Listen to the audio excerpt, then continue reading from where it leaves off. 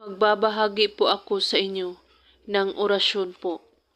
Santo Niño, orasyon po ito para pampaamo sa lahat ng tao. Una, magdasal muna ng isang Ama namin at bago lumabas ng bahay, ay banggitin lang ang orasyon. Lahat ng taong makakasalubong mo ay yuyuko sa'yo. Narito ang orasyon.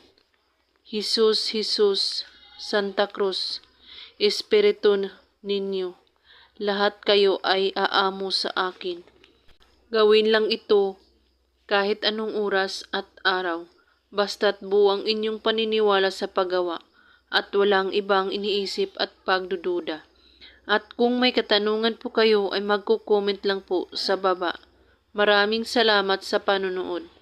May God bless us all.